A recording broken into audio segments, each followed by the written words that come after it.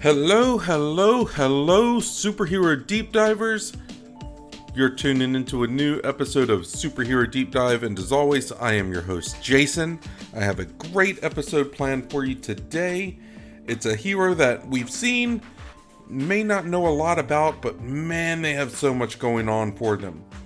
Let me get my disclaimers out of the way, and we will get into this. So, the information is pulled from different sources across the internet and may or may not be completely complete, but they do give a really good insight on the current superhero.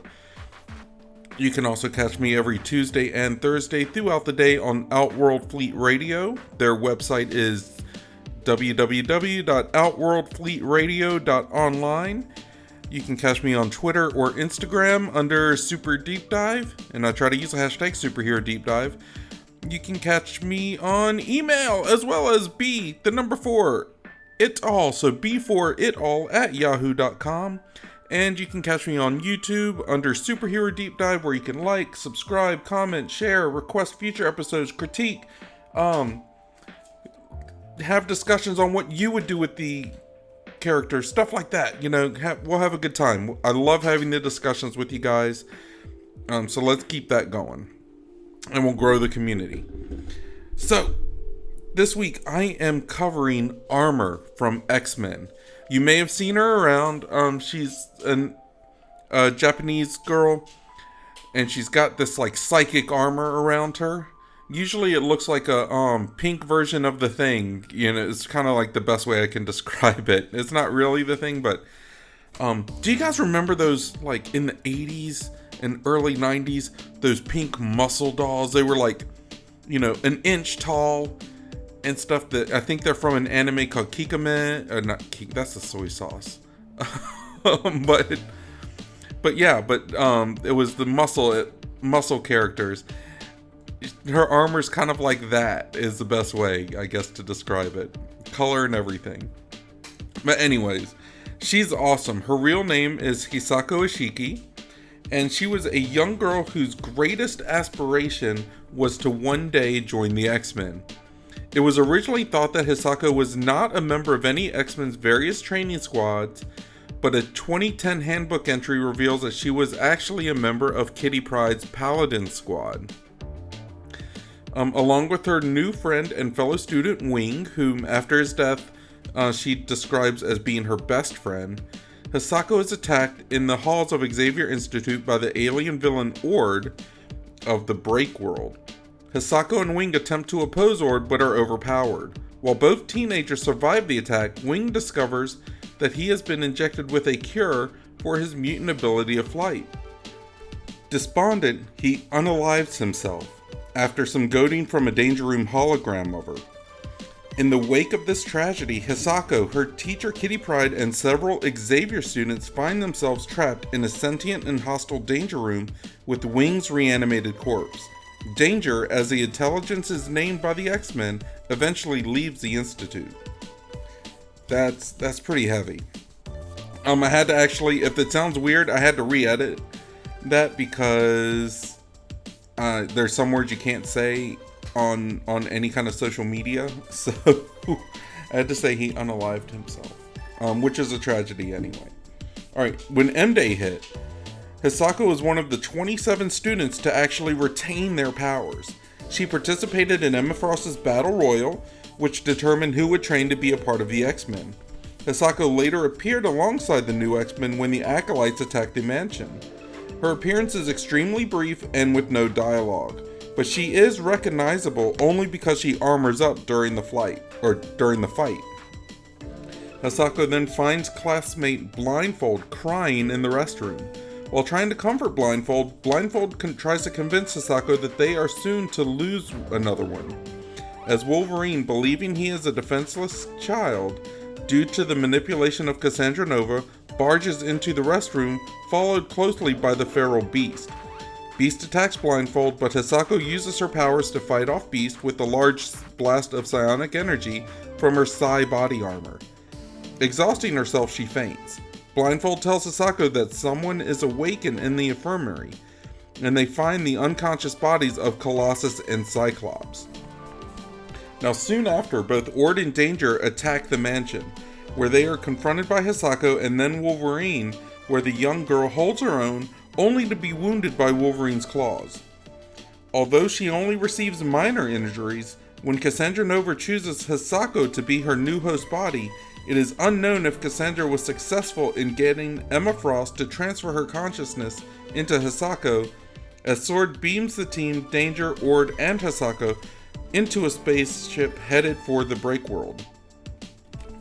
I'm pretty sure it didn't work, but let's find out, maybe?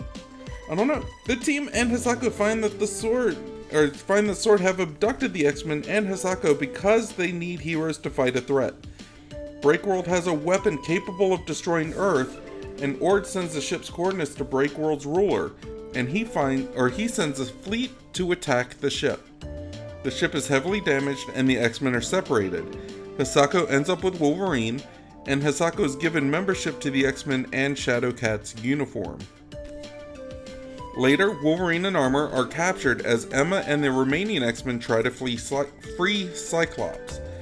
It is then revealed through a flashback that Leviathan is a fake, and that Wolverine and Armor were told to be captured so the X-Men would have men inside Kroon's palace. Kroon only captured and brought Cyclops back to life so as to question him about the fake Leviathan. Cyclops then uses his newly regained powers to knock out Kroon and free Wolverine and Armor. Back on Earth, Armor attempts to console Wolverine after losing Shadowcat by forcing him to fight and train with her. During the Messiah Complex, some of the new X-Men launch a preemptive strike against the Purifiers. Hisako joins them while spying on the Purifiers, and she is impressed by X-23's senses. After breaking into the Washington base and getting into a brief tussle with the Purifiers, they are ambushed by the Reavers, who wound Hellion.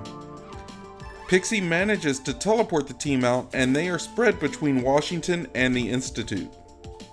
Hisako is brought back to the mansion by Iceman with the other new X-Men when Predator X showed up at the mansion. Hisako teamed up with Gentle and battled in the infirmary. Pixie believes X-23 can defeat the monster and teleports it and the entire team along with Hisako to the battle between the Marauders and the X-teams taking place on Muir Island. So Hisako is being involved in everything. And that's why I'm including all this stuff. She may not be having prominent parts, but as a growing character, she is being included in everything, which is kind of cool. Alright, Hisako is currently a full member of the X-Men and is working alongside them in San Francisco. She's currently receiving classes from Wolverine in combat and classes from Cyclops in tactics. That's a pretty awesome combination. She is thinking of changing her codename because Wolverine keeps mocking her for her choice of armor. She later accompanies the team to the spaceship graveyard known as Chaparanga, where she performs a fastball special with Wolverine and confronts a mysterious man dubbed Subject X, who they find fixing and restarting the eponymous ghost box in a spaceship. Subject X is defeated but kills himself rather than surrender information about his intention in the NX. So I always have to kind of be careful with those words. He unalives himself. So the X-Men locate Tian, which is an uncharted area of China. So I guess maybe Tian? Anyway, it's an uncharted area of China that no surveillance or satellite system can get through. Not even the Chinese government or Cerebra. The X-Men are able to sneak into Tian and discover the headquarters of a group of mutants from another dimension. Sadly, they seem to be dying because of the effects of M-Day. Now, I have a question. When they're saying from another dimension, is that the same thing as another universe? You have the multiverse? Are dimensions part of that? Something to think about. Like the Dark Force dimension, is that just the Dark Force universe, basically? Are they interchangeable? I don't know. Alright, anyways, as Armor and Logan go off to search the temple for anyone else, they come across a man who can fire lasers from his fingers. Pew, pew, pew, pew. Alright, Armor is shocked when the laser goes through her armor and hits her in the arm. After the X-Men take down their foes, they reveal to the X-Men that they have a mutual friend in Forge. After finding Forge on Mount Wundagore and discovering he has gone mad, he tries to open the ghost box. Thanks to the assistance of Abigail, Brand, and Beast, who borrows Hisako's phone, Brand fires a world-destroying laser at the ghost box and the phone, destroying it as well as much of the area while the X-Men escape. She is also sharing a room with Pixie and X-23, and during an attack by the Red Queen Sisterhood, Armor is shown scared and hiding with X-23 when they are attacked by Chimera, only to be teleported out by Pixie before her attack can succeed. Hisako is seen watching the protest between Humanity Now and pro-mutant rights protesters, and Hisako is also seen during the riots in San Francisco with Karma, Match, Angel, and Bling trying to keep calm. She is later made part of a team by Cyclops to take down the Dark X-Men and participates in the final fight against Norman Osborn's forces, teaming up with X-23 and Pixie and taking on Daken. Now, Daken is Wolverine's son, and he is twisted and demented. But I'm going to stop it there.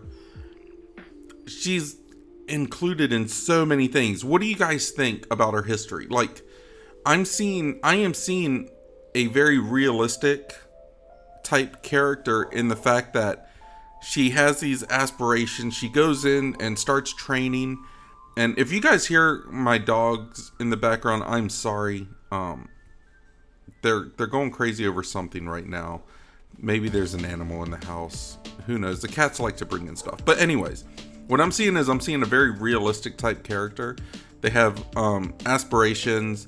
They have these kind of dreams in their head of what being an X-Man is. And then when they get faced with danger, they're quick to learn. Sometimes they shy back. It's a very human trait. It's a very realistic trait, and I'm digging that. I'm digging the way that her history is unfolding. Let me get into her powers. Hisako can create and generate an enormously strong and impenetrable red-colored psionic exoskeleton body armor. It grants her superhuman strength, reflexes, stamina, endurance, agility, dexterity, and durability. The body armor is depicted as enveloping her completely and protects her from tremendously strong and powerful attacks, and greatly strengthens and amplifies the concussive force behind her unusually offensive and highly destructive blows. In some depictions, her psionic armor grants her enough strength to lift a Skrull ground tank and punch someone through several walls of a building.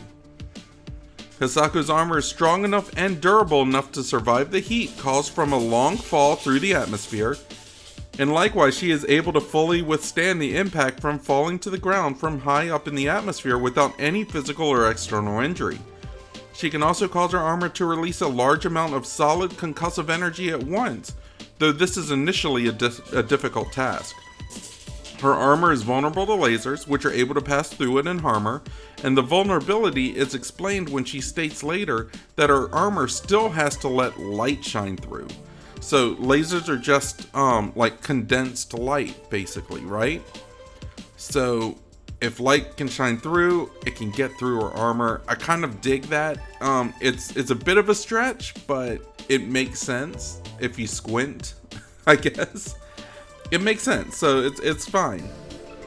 Adamantium is also able to pierce through Hisako's armor, such as Wolverine's claws, although he is not able to go through it with the rest of his body.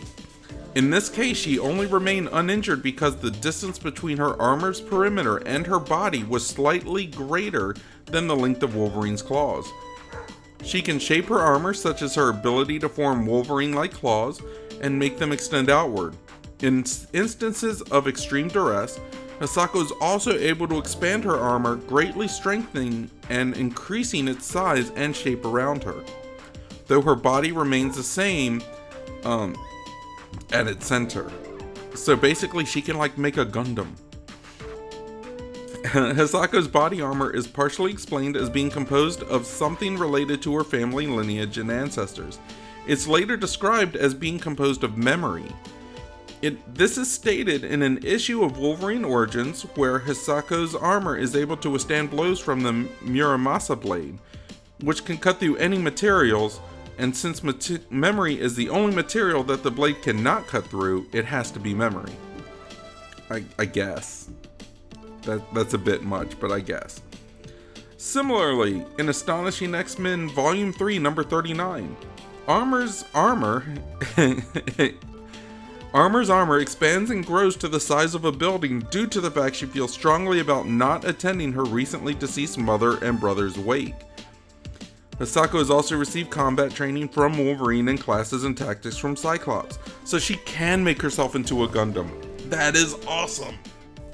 Alright, what do you guys think? Like, these are pretty cool ideas, right? This is a pretty cool power set. At first it didn't seem like much. At first she kind of reminded me of, there's a hero in Marvel called Unis the Untouchable. And basically he has a force field around his body at all times. So he can't feel anything. He can breathe, but he can't be hurt. He can just be kind of restrained or restrained. I'm sorry, not withstrained. But he can't feel pain. He can't feel anything. So it kind of reminded me of that. But this is kind of like an upgraded version. But I don't know. Let me know what you guys think. Like I said, you can catch me on Twitter or Instagram under superdeepdive. I try to use a hashtag superherodeepdive. You can email me directly at b4itall, so b4itall@yahoo.com. Or catch me on YouTube under Superhero Deep Dive. Comment, like, subscribe, share. Let me know what you think. If you have requests for future episodes, let me know. In the meantime, I'm going to get into fun facts and final thoughts so we can wrap this mamma jamma up. Now, fun facts. Armor appears in Marvel anime X-Men. This version's parents hired Emma Frost to help Armor control her powers, and later gave her their blessing to join the X-Men as a junior member. Armor also appears in the digital collectible card game Marvel Snap. That is a pretty fun game. If you haven't played it, go ahead, download it, play it, give it a shot, give it a week. I gave it a week. I really enjoyed it, but it was getting in the way of everything else I had to get done. I would just, every free moment I would start playing, and then I would lose track of time.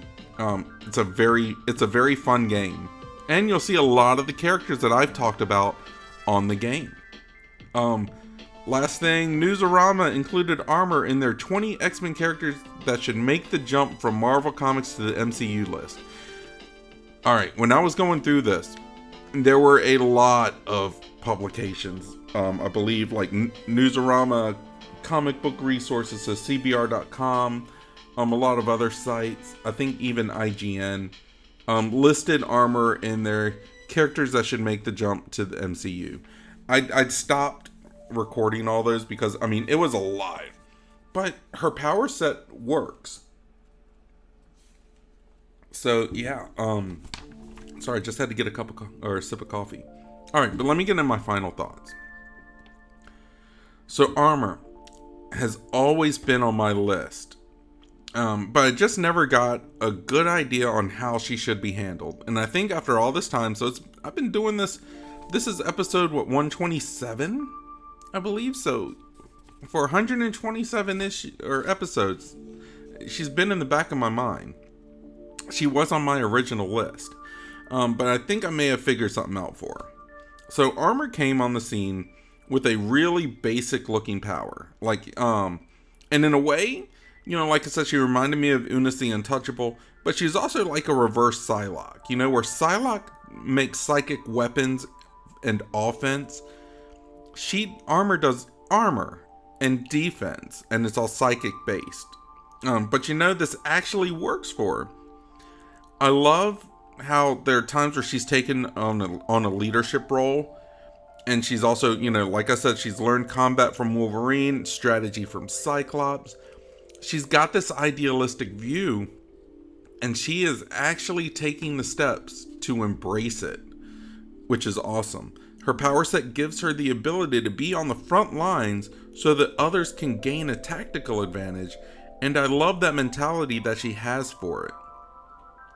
So what would I do with the character? It's actually really easy. I'd keep putting her in situations where she has to push herself more and more so that she can be the leader of her own team sometime down the road. She's an amazing character with a ton of potential, especially with how she's been written. Like, theoretically, she could grow to a large size with her armor, run rampage on a crowd, and be like the Juggernaut, basically, in a way where she can't be stopped unless she's blasted by lasers or someone bigger is there to move her. Like, she can essentially clear the way for her team to finish the job. And with that aspect, I think Hisako, keep up the good work. You're doing a great job. You're growing, you're learning, you're prospering, you're doing everything. But one of the things I like about her powers is that she can customize it, basically. So she has gone and done things like, she's made herself grow. So theoretically, she can make this big armor, and she can actually develop braces for herself. She can psychically make braces to keep her as almost like a barricade. Like, there's things like this. What if she learns how to actually make herself, for lack of a better word, like a wall, okay? Where some of the other heroes, like Cyclops, Gambit, I don't know, some of the other people like that are more projectile based heroes, they can actually be behind her, but have almost like peepholes, I guess, to where they can shoot through and stuff like that, while giving them the maximum amount of protection. Stuff like that would be awesome. But that's just me. Like, Bishop could work well with it too. I wonder, could Bishop actually absorb her energy? I don't think so, because it's more solidified, right? And he can absorb ambient energy. Like, he can absorb the lasers and stuff. But I don't know. Let me know what you guys think. Like I said, you can email me directly at b4itall@yahoo.com. So b4itall@yahoo.com.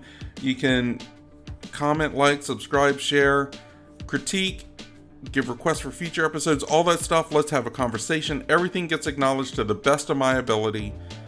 On YouTube under Superhero Deep Dive. Catch me on Twitter or Instagram under Super Deep Dive. And yeah, let's go with this character. I really, really love this character, and I think that it's just a matter of time and a matter of writing to where they get to a high point. But in the meantime, I'm going to step away. I hope everyone is blessed. I hope everyone's happy. I hope everyone is safe, and I hope everyone is smart. But if you're not smart, don't get caught. See you guys later. Have a good one. Bye-bye.